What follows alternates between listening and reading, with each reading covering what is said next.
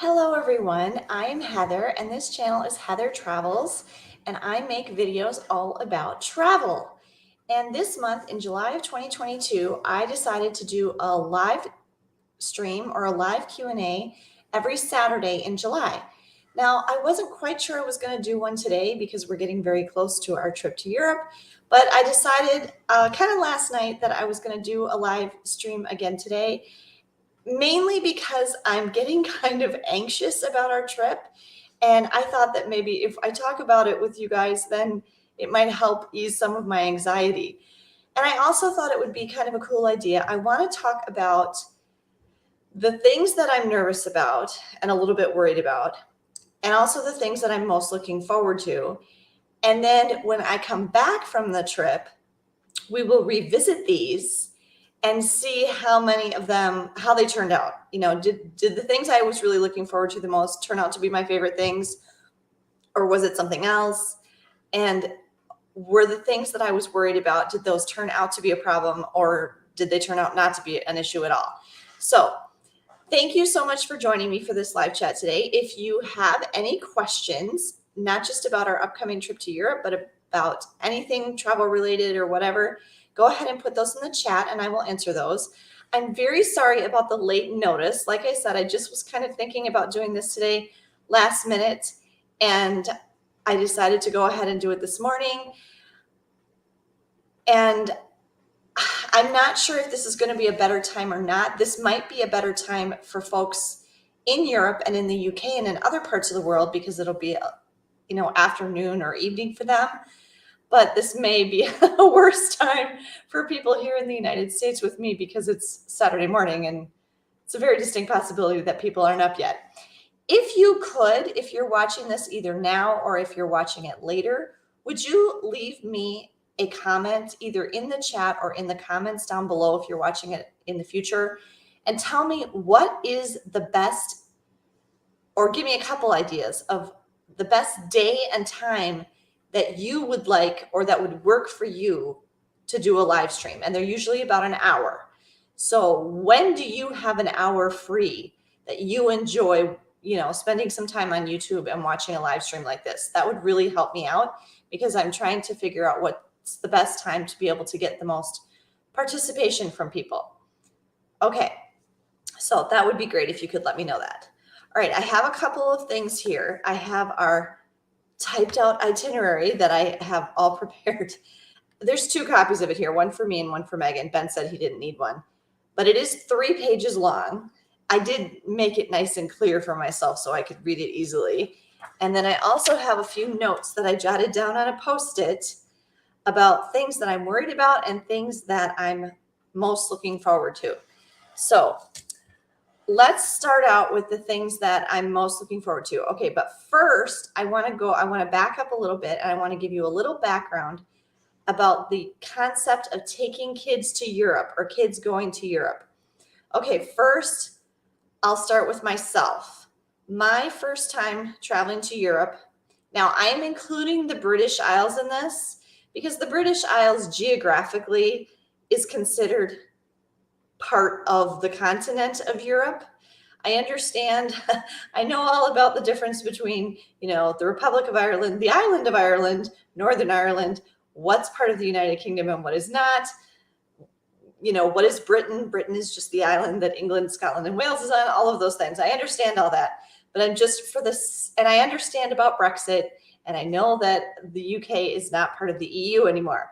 Okay, I know all this, but just for the ease of discussion and for the simplifying of terms, I'm just going to say Europe, okay, because we're going over the Atlantic from the United States over there, okay, and doing some stuff over there. And I'll talk a little bit more about what we're doing and where we're going in a little bit. But first, okay, so the first time I went to Europe was when I was 16 years old, the summer between my junior and senior year of high school. I went to Ireland, the Republic of Ireland, and on a homestay program. Now, I didn't fly over completely alone, but I was basically alone. I flew alone. Maybe there were a couple other people, I don't remember, from Minneapolis to Gatwick Airport in New York City. And then I had to take like a bus from Gatwick to JFK. I feel like it would have been Northwest Airlines back then. This was in the late 80s.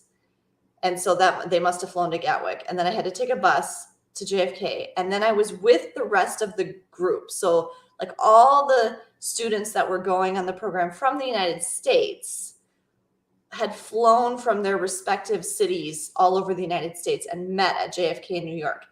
But we were still like scattered throughout the plane. I'm pretty sure I wasn't sitting next to anyone else from my program on the flight from Dublin or from New York to Dublin. Yeah, I think I was next to strangers, just other people that happened to be flying to Ireland. And so that was a pretty, toss you right in there when you're 16 years old and you've never been, I'd been to Canada, I think, but never really been out of the country before. I'd been to the Bahamas too. But anyway, I'd never flown that far. I'd never been on a transatlantic flight. I'd never been to Europe before. And I was 16 years old by myself, basically. I think we had chaperones on the flight with us, but they weren't like sitting right next to me or anything. And we were on like a big 747 or something. So, and then when we got there, this was really quite jarring. I remember we landed in Shannon first. And like people got off in Shannon and then we took off again and flew to Dublin. It's very strange. And then they got us all off the plane. We collected our luggage and all of that. And we got on a bus and we drove I'm not kidding. We drove to a church parking lot. They took us all to a church parking lot on this bus. And we had no idea what was going on. I feel like they didn't tell us anything. We were on this bus, like a big coach bus in this church parking lot in this little suburb. It was Shankill in County Dublin. And our host parents, usually in most cases, the mom, the host mother, came to the door of the bus. They had parked their cars in the parking lot. And they came to the door of the bus and they told the person who had a clipboard with all our names on it, the name of their student that they were picking up because they knew who we were. And they would call our name, and we'd never met these people before. We're 16 years old. And we would get up from our seat in the bus and go off and get in a car with this stranger that we just met and went off in a car. And my host mother, she had a little Mini Cooper, the old fashioned kind. She drove like a maniac and I was terrified. And she drove me home. And then I stayed in the house for a month in Ireland with her and her family. They were a big Irish Catholic family and they had 5 kids of their own. And that summer, they were hosting me and a French girl and a Spanish girl all together. And yet somehow I got my own room. So go figure. But that was my first experience. And we went to classes. We went to high school. It was a closed high school that, because it was summer. But we took the public bus, the green double-decker buses that they have in Ireland. And we went to school every day. And had Irish teachers who taught us the history and culture and things of Ireland. So we had all sorts of interesting classes. And then we had a packed lunch from our host moms that we took with us every day. And then we were there all day, like in school on the weekdays. And then we took field trips. So like they took us to different places. And one weekend we all went on a bus together and went to Connemara on the west coast of Ireland and stayed in a hotel and things like that. So, and then we took like little day trips. And then I went into Dublin on the DART, Dublin Area Rapid Transit, the train near my house, into the city all the time with my friends that I had met. Now I was lucky because I had a girl from my class living right next door to me. So she and I got to be friends. And then one of my other friends that I met in the class who didn't live near us, but I'm still friends with her. Years later, I visited her where she lives in Pennsylvania. Well, she lives in Florida now, but she lived in Pennsylvania quite a few times after that. So I made some good friends. And then we weren't just Americans in our class. There were also Spanish and French students in our class. So it was a mix of students from France, Spain, and the United States in this class. And this was a cultural exchange program called NACEL, NACEL. And the reason I knew about this program, and I actually got a discount on my going there, was because my family had hosted French students prior to this and then after this. And if you had been a host family, and we were the same thing, we hosted a French student in our home for a month in the summer. And we did this 5 times. We hosted 4 different students, 3 girls and 1 boy. And one girl, the one in the middle, liked coming and staying with us so much that she came back twice. She came back a second year the next year and stayed with our family again. So we had Letitia, Catherine, and then Catherine came again. And then we had Sabine, and then we had Jean-Baptiste, the boy, was the last one. And so those were the 4 students that we had. I think 2 or 3 of those were before I went to Ireland, and the other 2 or 3 were after I went to Ireland. So one of those, I can't remember if we hosted a student and I went to Ireland in the same summer. Those students, the French students, would usually come in June. So have any of you ever done that? Have you ever hosted a student from another country in your home as a host family? It's a really cool experience. But it helped because we had a room for them. We had an extra bedroom for them. That they don't have to have that. They at least have to have their own bed. But it's nice if they can have their own room, both for you and for them, like your other kids. And it's really nice if you have kids the same age as them. So like if you have middle or high schoolers, I would say is the best time to do something like that. If you don't know about this, I guarantee in almost every city in America, there's foreign language teachers at your local middle school or high school who are looking for host families every single summer. I don't know if it's been happening much since the pandemic, but yeah. But I mean, just if you have a kid in a foreign language class in middle school or high school, something should come home about this at some point. So that was my first experience, kind of just thrown in there by myself. And then my oldest son, Andrew, who's 25 now, the first time he went to Europe, and again, I'm using Europe loosely, sorry, I took him to London when he was 10, and my then husband went with us too. And I'm not going to lie, we would have enjoyed it much more if my then husband had not been with us. He was kind of a bummer part of that trip. He was not a good traveler. But Andrew had a fantastic time. And 10 is a great age. If you can take your kids on any kind of big trip when they're 10, they're so fun and eager to be with you and happy to be with you and interested in everything and curious. And, they're old enough to kind of take care of themselves, but they're also still young enough, like they kind of still want to hold your hand and stuff. 10 is a great age. So I took Andrew to London when he was 10. And then he's been there on his own 3 times since then. I think that's right. On a high school program and then on 2 college programs. I've been to Europe since then too, but I'm just kind of giving you the first time. So I had intended to take each of my kids to Europe when they were 10. That was my plan. When I did that with Andrew, I was thinking I'll do this with each of the kids individually, one-on-one. Unfortunately, when Megan turned 10, that would have been 2014, I had just gotten divorced, and I'm sure I didn't have any money, and I didn't have anyone to help me, and I didn't have anyone to, I couldn't. Andrew would have been 17, but I don't know. That's kind of not nice to leave your 17-year-old with your, Ben would have been 6, 7. I don't know. That's not very practical. So I don't think logistically or financially I could have done it. And so I've been trying and wanting to get my kids, my younger 2 kids, Megan and Ben, to Europe for years now. And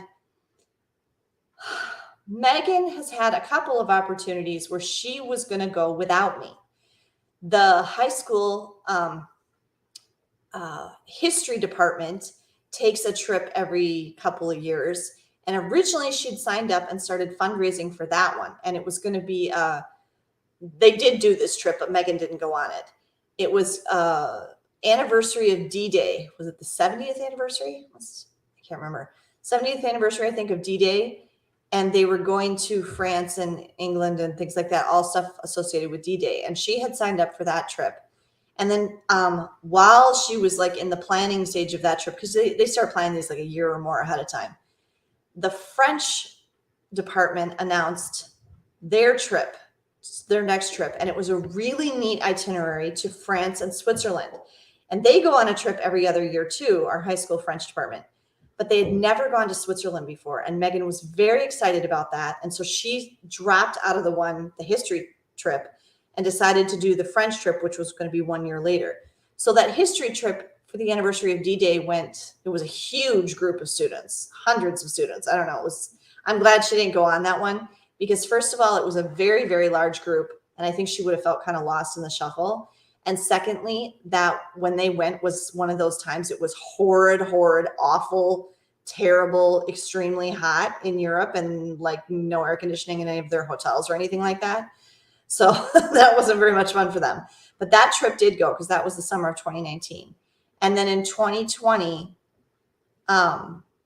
she was supposed to go to France and Switzerland, and had a nice group of students. And it was a nice, it was a smaller, more moderate group. I think when Andrew went, there was only like 12, 15 of them, maybe 20. I don't know. It wasn't a very big group. And he had a fabulous time when he did that. He went to northern France and Paris. They always go to Paris. And they went to Saint-Malo on the northern coast of France. And he stayed with a family for his homestay portion of it, which was like a week. Their house was right on the beach. Jealous. Okay, so anyway, that's what Andrew got to do when he did that. But then, of course, the pandemic came, and Megan didn't get to do that. It got postponed for a year, and then it got canceled altogether. And by then she had graduated, so it didn't matter anyway. So that group of kids, I feel really bad for them, because none of them got to go. And the whole thing was paid off and everything. And so I felt bad about that since. Now, the big thing that has been keeping us from going to Europe prior to now, because we could have gone, obviously, is that dang testing requirement to come back to the United States. That was the thing that was most holding us back, that and money.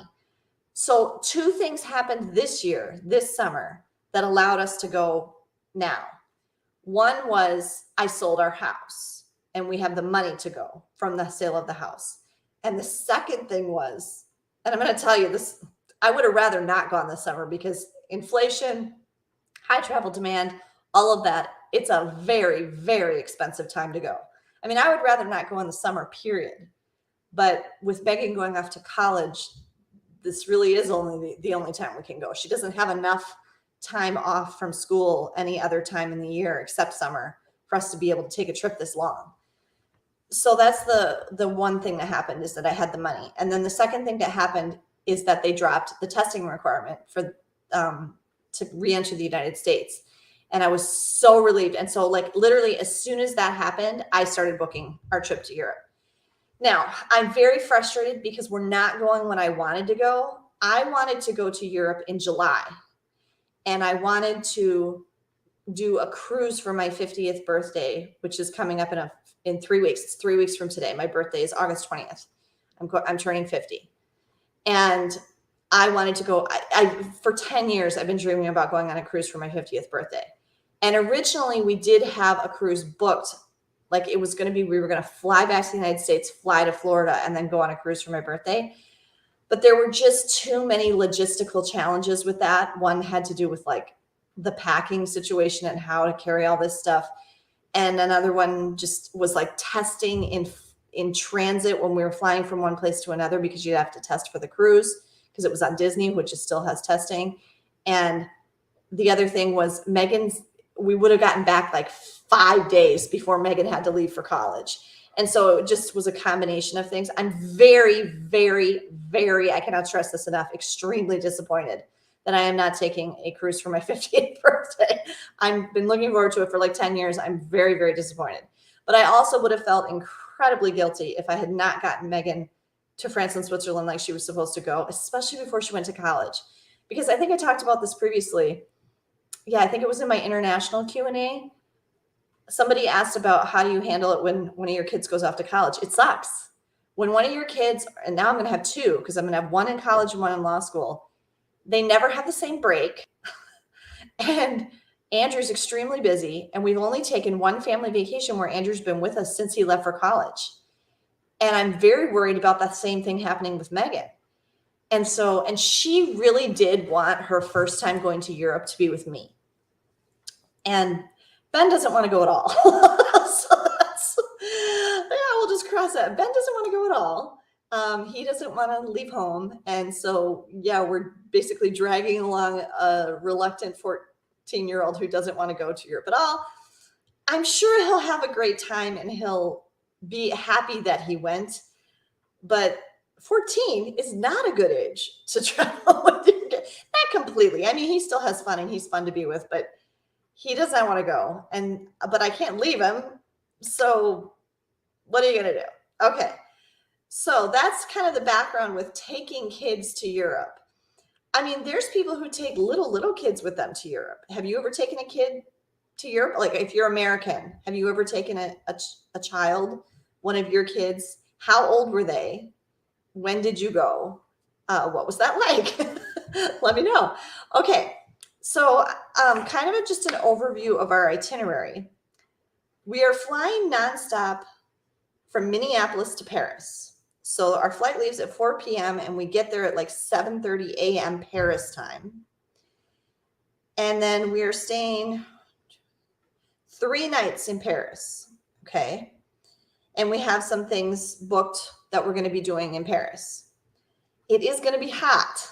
I just looked at the weather this morning. It's going to be dang hot again in Paris. I'm not happy about that. I did make sure I got us a hotel that has air conditioning, but I'm not happy about thank you, climate change, about the heat that we're going to be facing in Paris.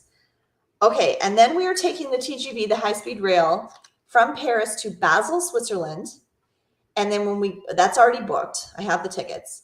And then when we get to Basel, we have to buy tickets at the rail station there because, in case something's delayed or whatever like that. But it's fine. It's like, European rail, wait 5 minutes, there'll be another train. So we have to buy tickets from Basel to Lucerne.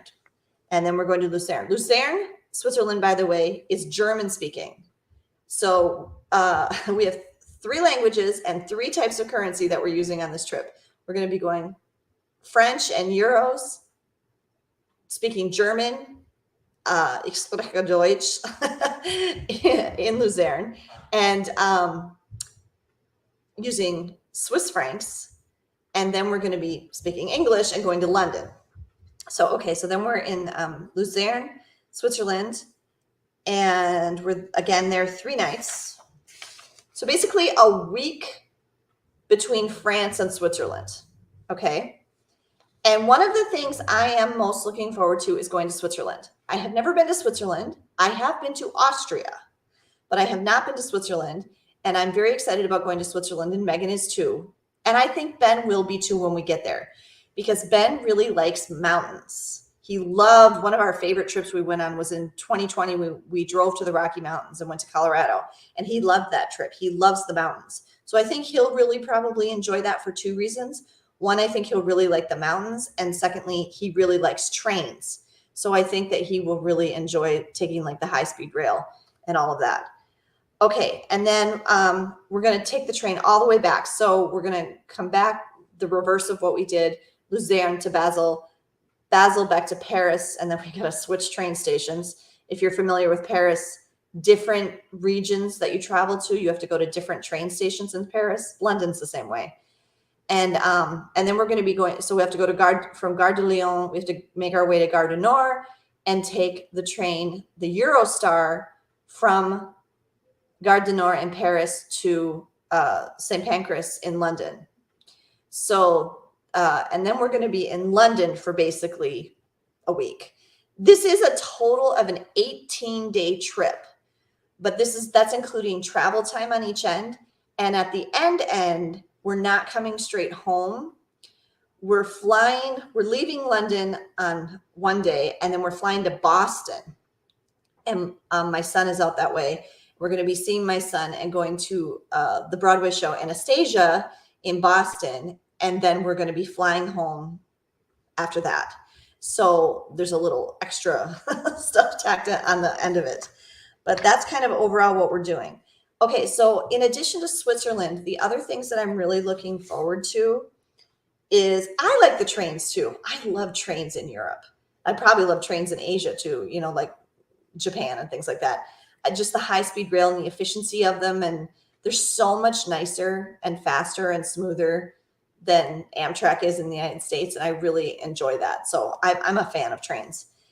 And then I'm also very much looking forward to, I lost my place. Hold on. We're doing some Harry Potter stuff. And this kind of goes along with also, I'm looking forward to going to shows. We haven't been to a live theatrical production since prior to the pandemic. And Megan and I are huge theater people. We've been in a bunch of shows, and we haven't done anything with theater in 2.5 years. The last show Megan was in February of 2020, and she played Iduna, the queen, Anna and Elsa's mother, in a production of Frozen. And that was the last show she was in. And they were supposed to do it again in November, and Megan had signed up to do it again. And then everything shut down and the theater shut down, and she didn't get to do that. And so she hasn't been in a show since then. And I haven't been in a show since December of 2019. Megan and I did a production of Little House Christmas together. I played Ma Ingalls and Megan played Nellie Olson.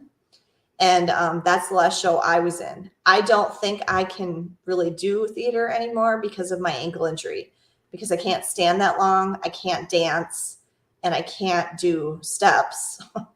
So I think I might be out for the count with my theater career, but Megan might do some stuff in college. We'll have to see. But we really also, in addition to performing, we really enjoyed going to shows, going to productions. And we usually had like season tickets to things and stuff like that. And we haven't been to a show since the last thing we went to was Mary Poppins at the same big theater where Megan was in the Frozen show.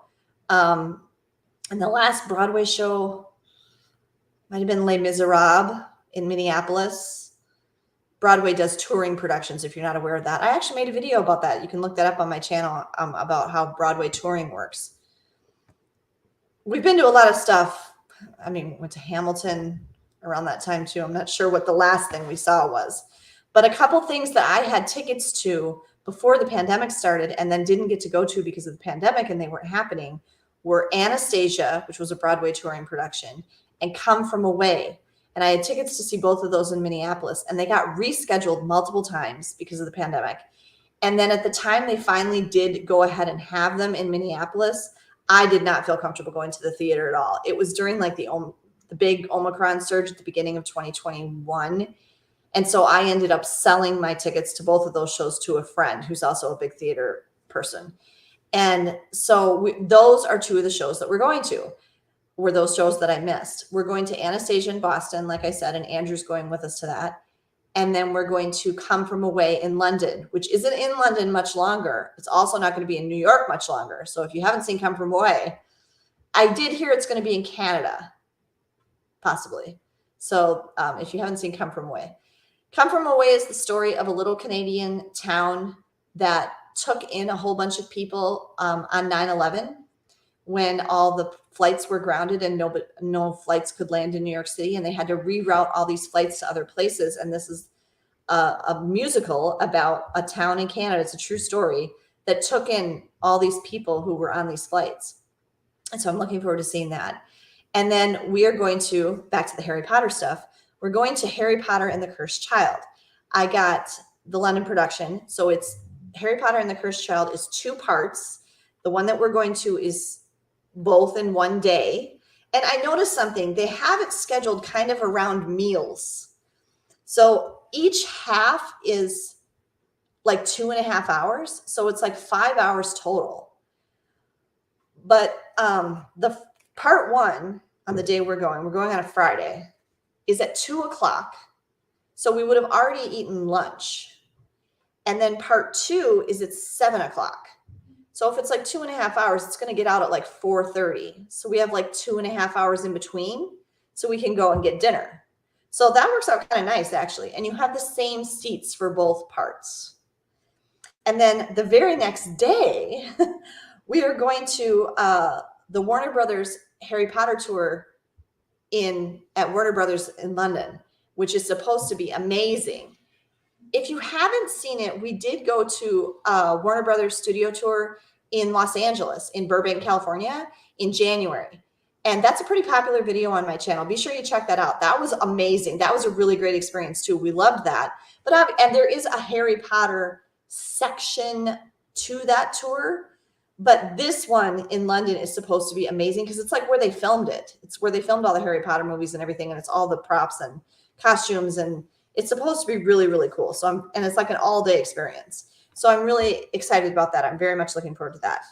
And then the other thing that I personally am very much looking forward to is everything royal. I'm a big royal fan, and I love the royal family. I have a great admiration for Queen Elizabeth and her 70 years now of, commitment and service to the United Kingdom. And I really love everything royal. I actually saw, when I was studying in London, I saw the Queen Mother go by in a carriage. I can't remember what the deal was, like just on the street. But I didn't realize at the time when I was studying in London, when I was in college, and then when I went back, I guess I didn't realize that you could, maybe you couldn't back then, I don't know. But I never did any of the palaces. I only saw the changing of the guard. I didn't know you could get tickets to things at Buckingham Palace. I didn't know you could go inside Kensington Palace. I didn't know you could go to Windsor. I didn't know about any of that. And so it's the Queen's Jubilee this year, and I want to do royal things. So I'm excited about that. We have the London Pass, which gives us, if you don't know, most museums in London are free. So like, the Victoria and Albert Museum, the Tate Museum, the National Gallery, the National Portrait Gallery, all the big museums like that are free. But the extra charge things, the London Pass kind of includes all those. And one of those is entry to a lot of the royal palaces and things like that. And some of them have some really beautiful gardens that I'm sure are going to be in beautiful bloom. We do also have tickets to Super Bloom, which is they planted a whole bunch of flowers in the moat at the Tower of London. And this is something else that's they're doing for the Queen's Jubilee. And I was so thankful. There was a viewer who told me in a chat, I don't even think it was my chat, it was something else we were watching, that Super Bloom needed separate tickets. And so I'm so glad she told me that. They were not very expensive at all, but I had to find the site and go and buy Super Bloom tickets. You can still see the flowers from the Tower of London, sort of, but like to be able to go down and go in it and stuff was a separate ticket. So we're going to be doing that. So I'm really excited about those things. Those are the things that I'm most looking forward to on my trip. And we're doing other things too, but those are the ones that I'm most excited about. Okay, let's talk about the things I'm worried about. All right. There's a couple reasons. There's three main reasons that I'm a little bit stressed and nervous about this trip. Reason number one is I haven't been to Europe in 15 years. Okay, that's a long time between trips. When I've been there multiple times in the past. I've been to Paris before. I've been to London many times. I lived in London, and I've been there before. I've done all this before. But when you haven't been someplace, even if you haven't been, like the first time you go back to Disney World, if you haven't been there in 10, 15 years, things change. It can be different. You forget what it's like, and you're older, and it's just that's a long time to go between trips. And so the last time I was there was in 2007 on that trip with my husband and my son when he was 10. And so that's a long time. And I'm just nervous. I'm not going to remember things, or it's going to be different, or I'm not going to know what I'm doing, things like that. So yes, even experienced travelers get nervous about travel. And then the second reason I'm nervous is because this is Ben and Megan's first time going to Europe. And I obviously want it to be a positive experience for them. And the fact that Ben isn't real keen on going is kind of bumming me out. And I'm nervous about that. I don't want him to like ruin it for us. I don't want him to be a drag. I don't want him to be complaining. I want him to have a fun time too and be excited about it. And also,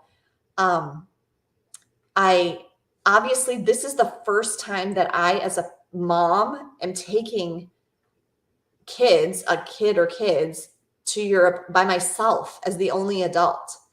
Because the other times I went, I was either on my own and I was only responsible for me, or I was with my mom. My mom and I went to Paris and London. And then when I took Andrew, my husband was with us. So I had another adult with me. So this is the first time that I'm doing this. Now, I've traveled with my kids by myself a ton. I mean, we've taken 4 or 5 trips already this year, just me and the 2 kids. So that's not hard. I can do that. That's no problem.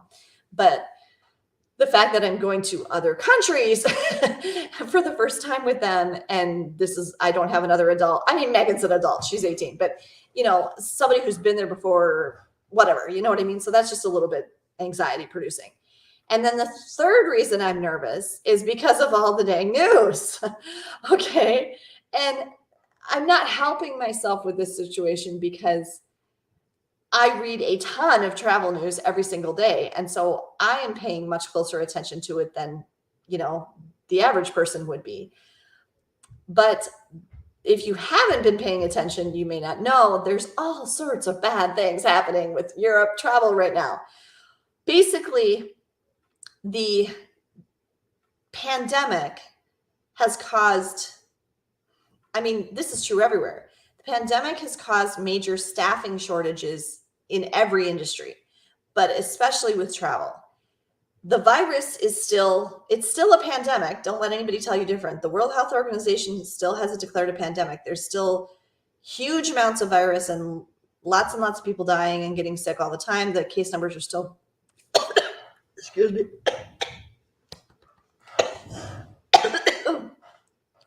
Sorry.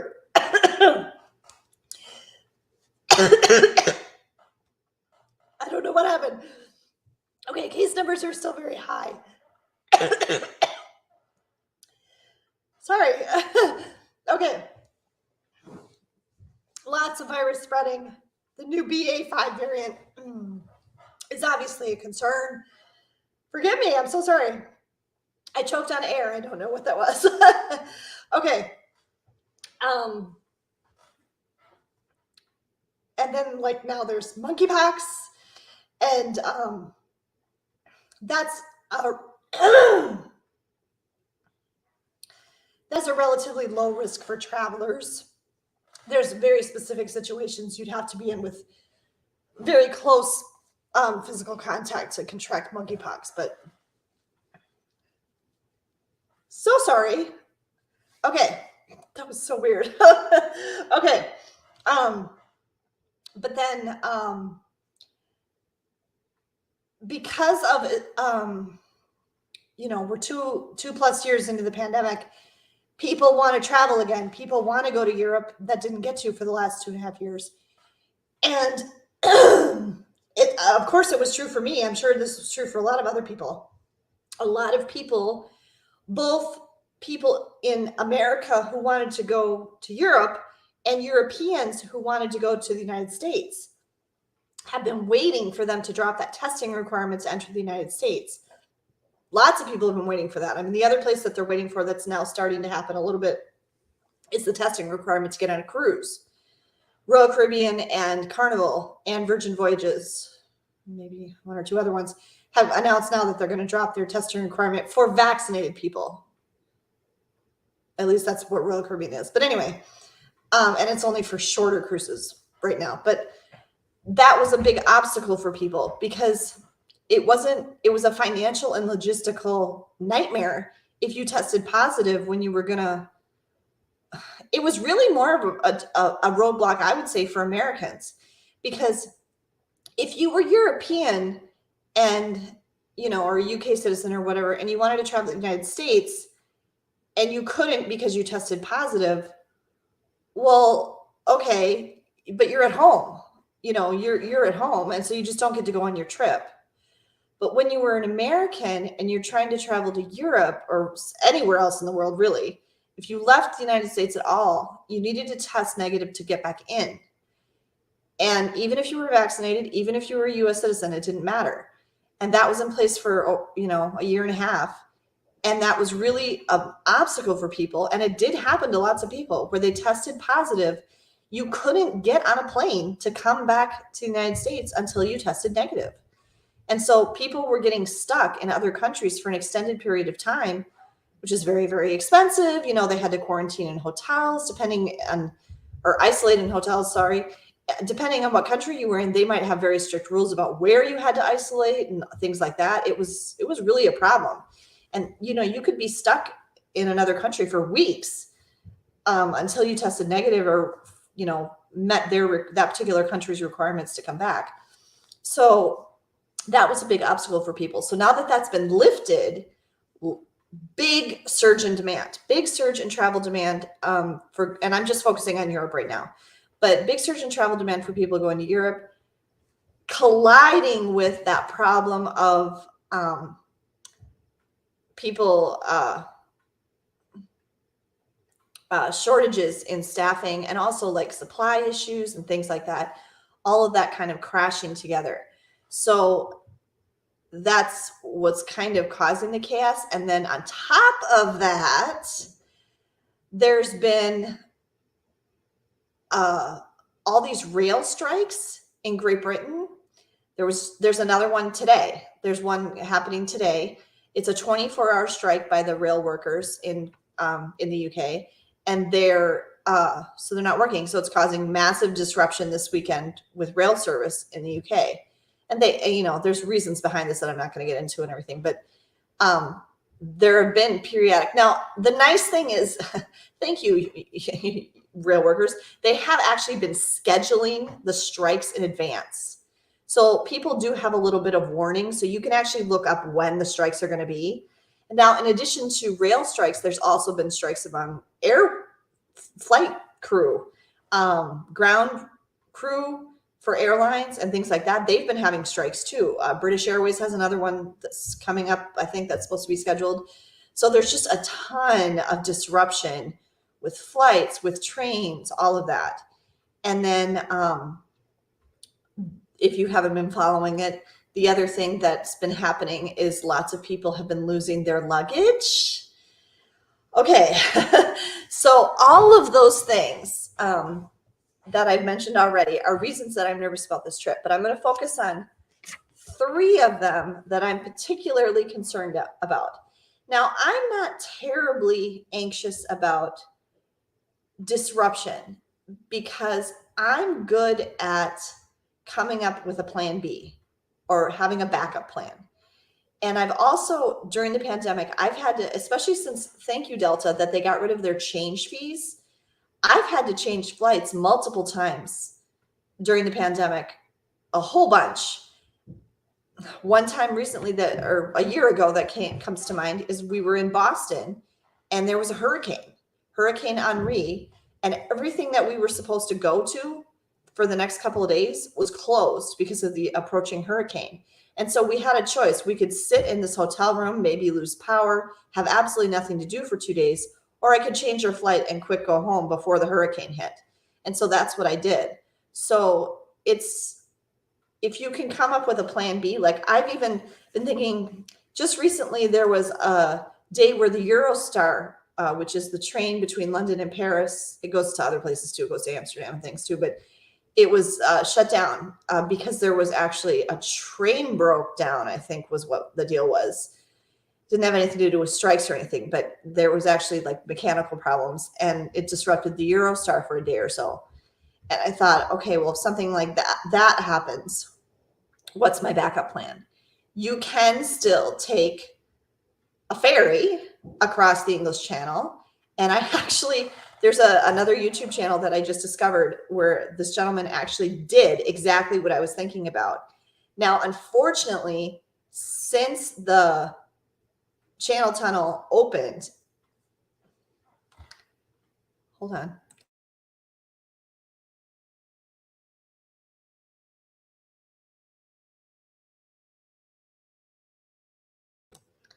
What on earth? I don't know what's wrong. I should get some water, but anyway. Okay, before the tunnel opened in the mid-90s, everybody took the ferry across. I've taken the ferry across.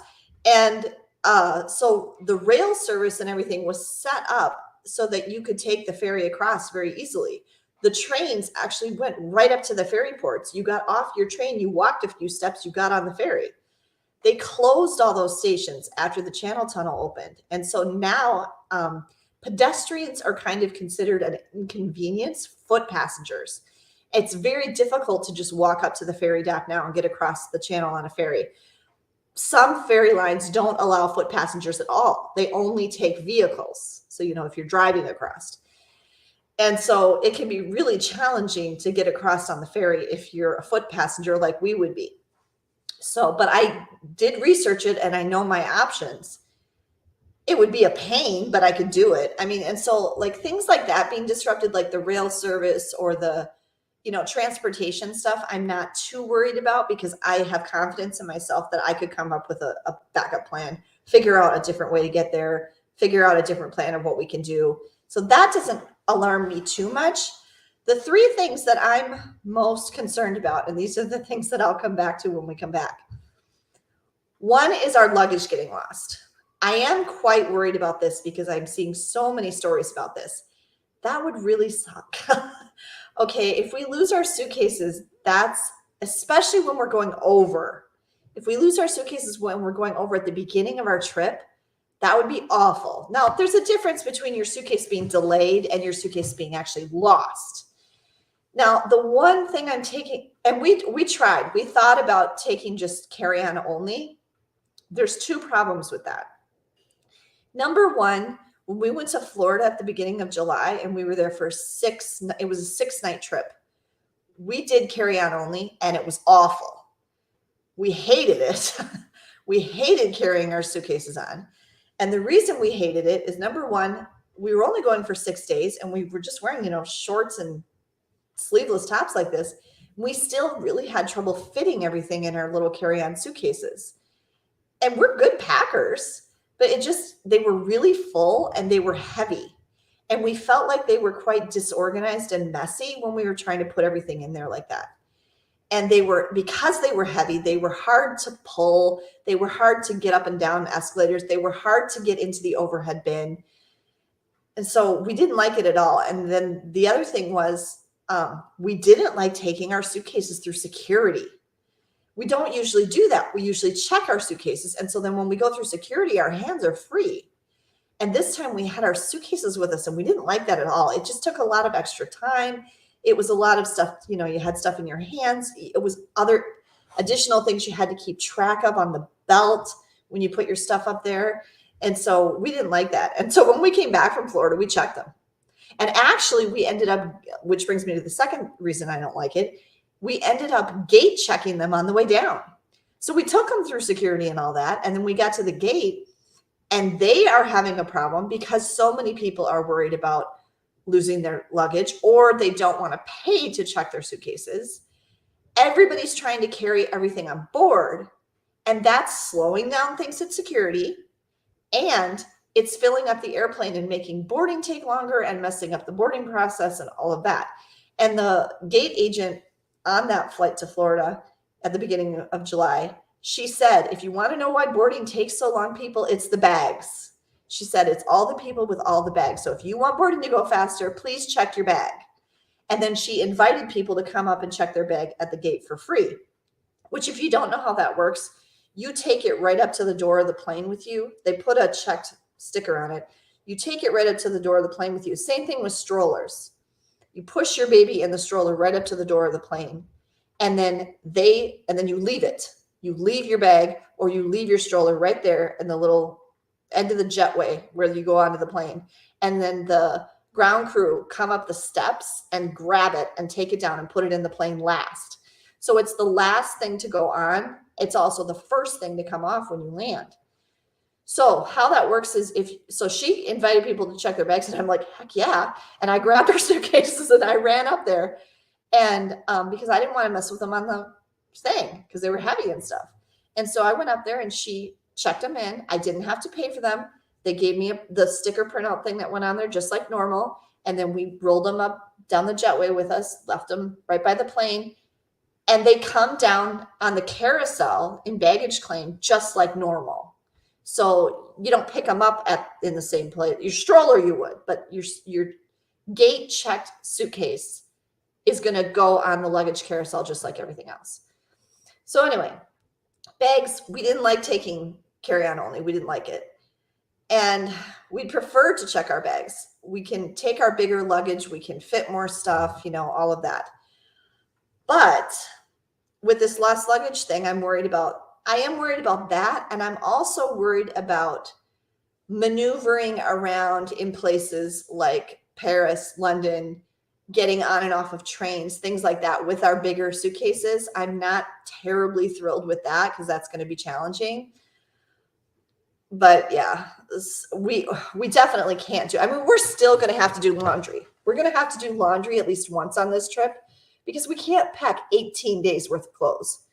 So we're going to have to do laundry once or twice on this trip as it is. And that's going to be tricky because we're going to have to find a place to do laundry. But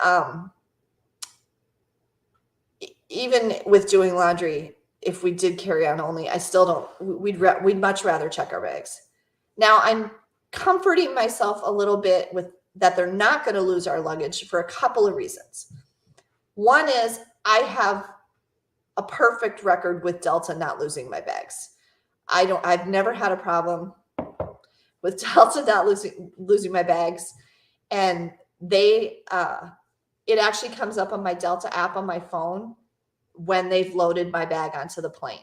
So I know that they've loaded it. Sometimes I've even seen my suitcase go onto the plane. So I've never had an issue with that. The other things that will help with this, we don't have any flight changes. We're not doing any connections. We're not changing planes anywhere. So we have a nonstop flight, Minneapolis to Paris. Suitcase gets on with me, suitcase gets off, that's it. When we go back, even though I said we're stopping in Boston, those flights are a few days apart. We're not changing planes in Boston. We're flying nonstop from London to Boston, collecting our suitcase. So it's just one leg. And then we're flying nonstop a couple days later from Boston back to Minneapolis. So all of our flights are nonstop. If you don't want to lose your luggage, don't book connections. And I talk about this all the time. If there's any way you can avoid changing planes, do it. If you can fly nonstop, I know it costs more, but if you have the option to fly nonstop, always fly nonstop. Every time you have to change a plane, every time you have to land and take off, you have the potential for problems. You have the potential for mechanical issues. You have the potential for crew issues. You have the potential for missing your connection, losing your luggage, all of that. Changing planes messes you up when you travel. So fly nonstop whenever you can. Nonstop and direct are not the same thing. People say direct all the time. I've watched some of my own videos that are from a few years ago, and even I said it wrong. Direct does not mean the plane doesn't stop. Direct just means the flight number doesn't change. You might still stop. Okay, you might not have to change planes, but the flight isn't necessarily going to go without stopping. The only way you get on the plane here, get off the plane there without stopping is if it's non-stop. Okay, that's the word you want to look for. Okay, the other reason that I'm not too nervous is because we'll get to the airport in plenty of time. As long as you get to the airport nice and early, but not too early, for an international flight, the recommendation is always 3 hours. So you should get to the airport 3 hours. Our flight to Paris is at 4. So if we get to the airport at 1, which is what I booked the parking for, we should be good. So I'm less concerned about it for those reasons, but it is still a concern, as is maneuvering around the places we're going with our suitcases. So I will let you know when I do a live stream when we come back from our trip, how that went. Okay. The second thing I'm a little worried about is money. 2 things I'm worried about with money. One is having enough, because I just don't have a concept of, Andrew warned me. He's like, oh my gosh, Mom, food in Paris is so expensive. Things like that. The dollar is weak against the pound. It's pretty strong against the euro right now. They were equal for a minute. They're not exactly equal, but I can tell you, hold on. As of this moment, Where is my currency converter? By the way, I recommend this. Get a currency app on your phone so you can, I use Currency Plus, and it's got every kind of thing you could want. So, okay, so $1, hold on, it won't let me do one. Okay, $10 in American dollars, right now, as of today, is $9.78 in euros. Okay, so the euro is still a little stronger. And it's only $8.21 in British pounds. So London is really where we're going to lose out on the exchange rate. And then it's $9.52 in Swiss francs, so in between. So that's something, I talked about this in my international travel Q&A. You want to always consider the currency that you're going to be using and what the exchange rate is to make sure that you do that exchange ahead of time and make sure that you budget enough. Hi, Brandon. Thanks for joining. Okay, so I'm a little bit worried about, like, I mean, I'll make sure we don't run out of money, but I want to make sure we have enough money. The other thing I'm nervous about is I still haven't quite figured out how I want to pay for things, like food. Most of the things we're doing, I have paid for ahead of time. Like, I have the tickets to everything that we need a ticket for. And, well, most of them. And then one hotel I prepaid. I think I prepaid our hotel in Paris. Yes, I prepaid our hotel in Paris. And then the other hotels, I'm using my Capital One Venture card, which has no international fees. It is also touchless. So I could potentially use that as a way to use the tube or the underground, but I don't need to because I actually got Oyster cards for us, which are already here. I have the Oyster cards. They mailed them to us ahead of time for the tube, for the underground in London. So we have our Oyster cards. So I'm not going to be using a touchless credit card for that. But I don't have anything for the Metro. If we do use the Metro, we're going to need to, we'll just buy individual tickets probably. Okay, so, but I ran into a terrible time with both my debit card and my credit cards ahead of time, trying to buy tickets and things ahead of time. They kept declining it and they kept putting holds on my cards and it was just one issue after another. Now, Capital One finally seemed to be like, okay, you're buying stuff for Europe. We get it. It's okay. But they still, which I appreciate this, it's a security measure. They still send me I have to enter an authentication code. Every time I bought something with my Capital One card, I got a notification and then I had to do an extra step to make sure it was me buying the thing. But my debit card never worked at all. I could never get my debit card to let me, even when I called the bank and talked to a person at my bank and said, I'm buying stuff for this. And they're like, okay, well, we'll fix it. It still didn't work. My debit card never worked at all in me trying to buy things ahead of time for our trip. Now, I have set up in the debit card app and my bank app that I'm going to be in these countries at this time. So I'm going to try to buy food with my debit card. But what I might end up doing is just buying stuff with my credit card the whole time, or cash. Hold on.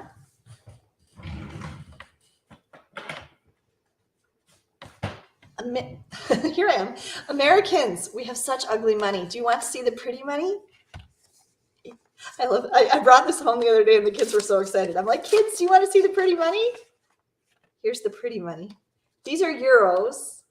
Oh, can you see that? Shoot. These are euros. Okay, they feel really weird. It's a 20 euro note. Sorry, I don't actually have a green screen, so this is a 20 euro note. So I have some euros in cash ahead of time. And then I also got some pounds for Great Britain. The pounds are smoother with the Queen on them.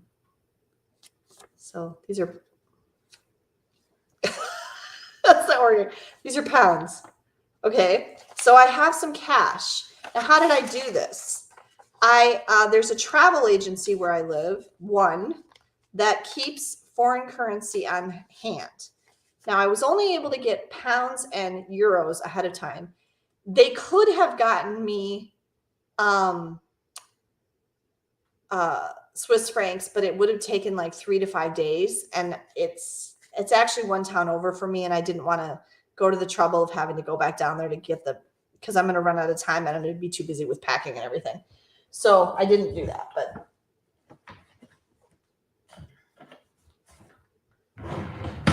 sorry. Hi, June. Thank you for joining. Yes, I will be at Gary's Live. I always arrange my Saturday or my Sunday around Gary Bembridge's live tips for travelers. I always like to be at Gary's. I'm going to be sad because I'll probably miss a couple of them while I'm in Europe because I won't be able to watch them from there. We'll be busy, but yes. So I always do recommend getting a little bit of the currency of the country that you're traveling to if you can ahead of time. Like I did, they charged $15, just a flat $15 fee for me to get that currency ahead of time. And that's whatever amount you get. I mean, I could have gotten $100 worth or $5,000 worth or whatever. No matter what it was a flat $15 fee to do that exchange. And then I have some cash ahead of time. Now, I'm going to split that cash up between me and Megan and hide it and things like that, but so we don't have it all in one place. But that is great. If you can do that ahead of time, if you can check with a local travel agency where you live to see if you can get a little bit, just because, and I said this earlier in a different live stream too, that it can be nice, like if you need to tip somebody or if you need to take a taxi right away, or if you're in my situation and you don't know for sure if the cards that you've got with you are going to work right or whatever, you don't want to run into a problem with that when you want to pay for something right away when you get there. So it's nice to have a little bit of cash. Now, here's what I do not recommend. Do not use a currency exchange at the airport. I would also probably advise against using it at a train station. Those are going to have terrible exchange rates and fees. Don't use those. If you need cash while you're abroad, your best thing to do is use an ATM at or outside a bank or a grocery store. So like I'll look for a Sainsbury's in London and use the ATM there or a bank.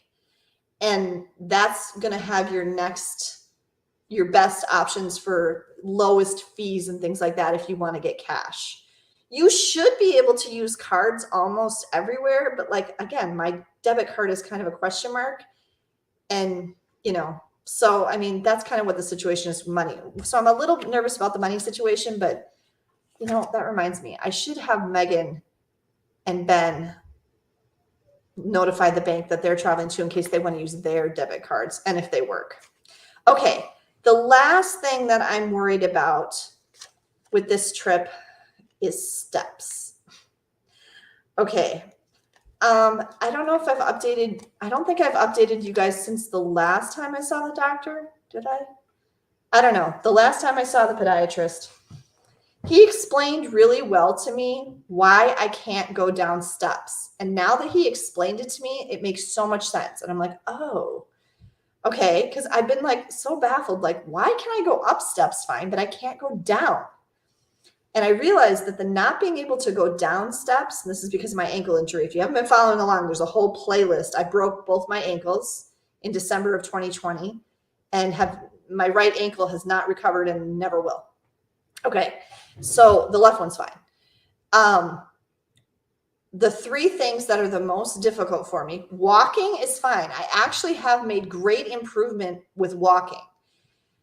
And the example I gave the doctor that he was very pleased to hear was when we went to Disneyland in California in January, I had to get an ECV. And like everywhere we went in the year before that, like in 2021, I had to get an ECV. So, and I even had to use like an ECV when I went to Target and things like that. But when we went to Disney World in Florida earlier this month, I was fine. I could walk everywhere. I didn't have to sit down or take breaks any more than anybody else. And I did not need an ECV and I was fine with walking. So walking I have made significant improvements with walking. The three things that still give me the most trouble are standing. If I have to stand in one place, that's very difficult and very painful. Okay, driving and going down steps. And these are because of the same thing. I tore 4 ligaments in my ankle. Now, the problem with ligaments and why they can't fix them, they can fix a tendon, they can fix a muscle, they can fix a bone. I mean, my first doctor said it would have been better if you had literally shattered all the bones in your leg, honestly. But he said, what happened to you? He's like, he feels terrible because they can't fix it. They can't fix ligaments. And the reason they can't fix ligaments is because ligaments don't have a good blood supply. My regular doctor explained this to me.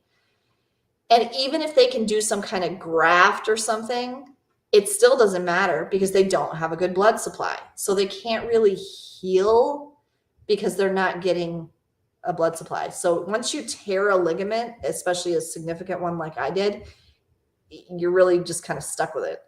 So the worst tear is in my anterior tibiofibular ligament, which is the ligament at the front of the kind of ties together your tibia and your fibula and is like at the front of your foot / ankle. And it's the one that when you flex your foot up and down like this, that does that. Okay, that's the one that hurts so bad. And that's the reason I can't walk down steps. And it's the reason that driving is very painful. Because when I drive and I have to push with my foot on the pedal, on the gas or on the brake, I'm using that part of the foot where that flexing. And then when you go up steps, you use your calves on the back of your legs.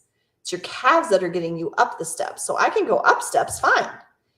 It's going down the steps that's a problem, because when you step on a step, imagine this is your foot. This ligament right here on your foot has to stop you from continuing, I don't know how to explain it very well, but the way the doctor explained it made a lot of sense to me. It's got to stop your foot, like your body, from keep going or whatever. And so that down stepping is like impossible for me. It's really, really difficult. I have to go down steps very, very slowly. And the way that both doctors have recommended that I do it, and is what I do on the few occasions that I do go down steps, is I walk sideways. So I actually turn my body and I step side, down, because then I'm not having to flex the foot. It's just flat. So that works for me, but it's very slow. And I have to be on the left side of the stairs because I have to hold the rail and I have to have that foot go down first. So it's obviously, people look at me weird. Like, I mean, I have to do this even at the movie theater. And people are like, what are you doing? And I have to actually ask people who are coming up the steps on the correct side. I'm like, I'm so sorry. I have to go down this way. Can you excuse me? It's really a problem. And so I'm nervous about that for going to Europe because there are steps everywhere. Every time we go into the metro or the tube or the hotels, a lot of hotels are older, might not have elevators. Museums have tons of steps. The double-decker buses have steps. Even if I don't go to the top level, there's still steps to get on and off the bus. I'm very worried about this. And I'm especially worried about how I'm going to manage it with my suitcase. Getting on and off the train, that's steps. Everything has steps. So I'm really kind of nervous about that. If you live in Europe or the UK, and you can get a message to me quick, like in the next day or two, let me know how handicap accessible it is in Europe today. Because like I said, I haven't been there in 15 years. And I'm really worried about this. I'm really concerned that this is going to be a major obstacle for me. So let me know about that. I'd really appreciate hearing that if you can tell me. Are there places where there's a ramp instead of steps? I can do a ramp, okay. Are there elevators? I mean, I know a lot of tube stations have escalators, but there's still steps when you first go into the station. So I just don't know. I'm really nervous about this. This is one of the things I'm most worried about because it's really going to hinder my ability to get around while we're there. So those are the things that I'm worried about, and those are the things that I'm most looking forward to in our Europe trip, and lots of information for you. I don't think this was probably the best time to do the live chat because we did not have much participation today. But if you're watching this later, again, 2 things for me. 1, leave me your questions in the comments below, and I will answer those. If I'm already traveling, it may take a little while for me to answer them, but if you get them in the next day or 2, I should be able to answer them right away.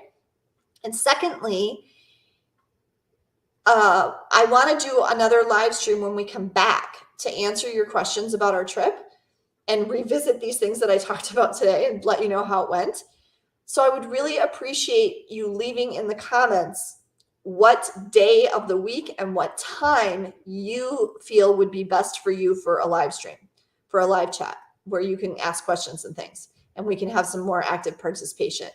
So please do those for me. Leave those in the comments below. I would really appreciate it. If you enjoyed this live stream, even though it was basically just me talking, hi, please leave me a thumbs up. And if you are interested in travel content and you don't want to miss any of our upcoming travel content, I have tons of videos coming on my channel. Right now, we're in the middle of a series from our cruise on Royal Caribbean's Harmony of the Seas, which we took at the end of May, beginning of June. And after that, there's going to be a whole nother series on our trip to Walt Disney World that we took earlier in July, over 4th of July. And then after that, the videos from Europe will come. So if you want to make sure you don't miss any of those, please be sure to subscribe and please be sure to click the bell. Yes, Brandon, I will consider that. Thank you for the suggestion. And but let me see, like, what's the most popular answer that people give me about when to do the live stream. And tell me time of day too, Brandon. That would help too. And then, what was I saying? Click the bell. Click the bell so you get a notification of each new video.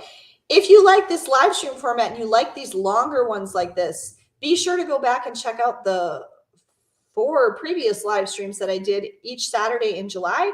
I did one on, we had some really good questions in those. I did one on cruising. I did one on international travel. I did one on Disney and like the theme parks. And I did one on Disney Cruise Line last week. So, and lots of great information and lots of great questions in all of those. If you haven't watched those, please take some time and go back and watch them. So obviously most of you are probably watching this later, but thank you for watching it. Have a great day, everyone. And I will be gone for a while. So there won't be any live streams. Well, you never know. Maybe we'll do something from somewhere if we have good Wi-Fi or something, but have a great day, everyone. Enjoy the rest of your weekend. Safe travels.